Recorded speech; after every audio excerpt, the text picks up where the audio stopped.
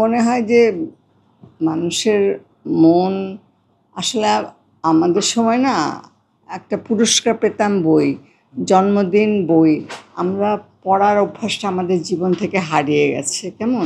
আমি মনে করি এটা আমাদের জীবনের অনেকখানি অন্ধকারে ঢেকে যাচ্ছে এই না পড়ার কারণে। তো সব আমাদের সময়ের সঙ্গে সঙ্গে আমাদের রুচিও বদলে গেছে। বই এখন সাজিয়ে রাখি ঘরের মধ্যে, কিন্তু বই পড়ি না। কিন্তু এর ভেতর থেকে জীবন, আমাদের সব কিছুর যে একটা জ্ঞান আরোহণ করার সাথে সাথে বেঁচে থাকার পথটাও নির্দিষ্ট করে দেখিয়ে দেয়, সেগুলো আমরা জানি না। এটা এখন মেনে নিতেই হবে।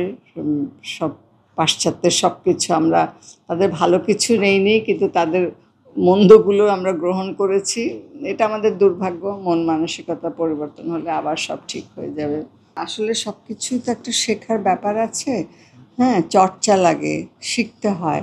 আমরা মঞ্চে কাজ করেছি, একটা নাটক করার আগে সে স্ক্রিপ্টটা নিয়ে বারবার পড়েছি। সেই সময়ে সে তখনকার চরিত্রের ভেতরে যাওয়া।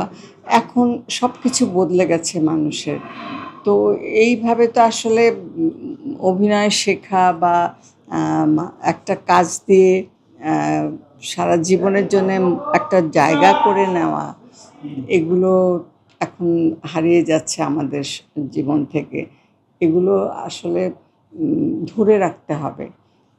মঞ্চ নাই যে কাজ করবে, চর্চা করবে। হ্যাঁ, আর এই যে মিডিয়া যেটা, এটা তো ইরেজ মিডিয়া। আমি বলি ইরেজ ঠিক না, মানে দেখলাম আবার ভুলে গেলাম, অল্প হয়তো একটা চরিত্র মনে থাকলো।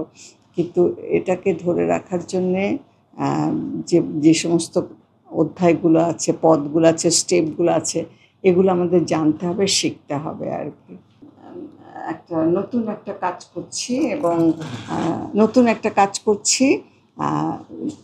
আমার কাছে প্রথমেই একটা চমক লেগেছে যে নাটকের নামকরণ জল টুঙ্গি, এই শব্দটা যখনই কোনো দর্শক প্রথমেই নামটি দেখবে, সে আগ্রহী হয়ে উঠবে যে এটার অর্থটা কী, এটা কী জিনিস, কী ব্যাপার, কিসের অর্থ বহন করছে। তো আমি অভিনন্দন জানাই যে যে আফরিন জেসিকা, তিনি খুব মনোযোগী একজন নাট্যকার এবং তার যে সংলাপগুলো খুবই কঠিন।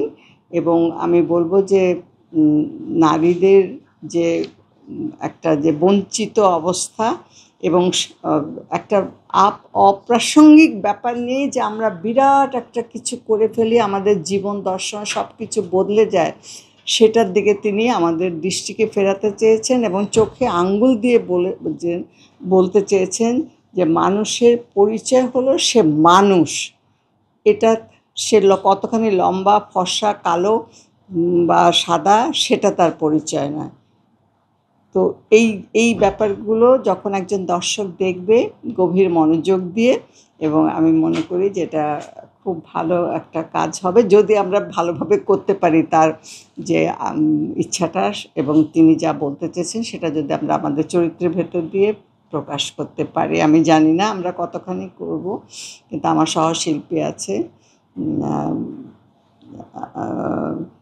এটা পরিচালনা করছেন রহিম সুমন। তিনি একজন ভালো ডিরেক্টর। আর আমার সহশিল্পী আছেন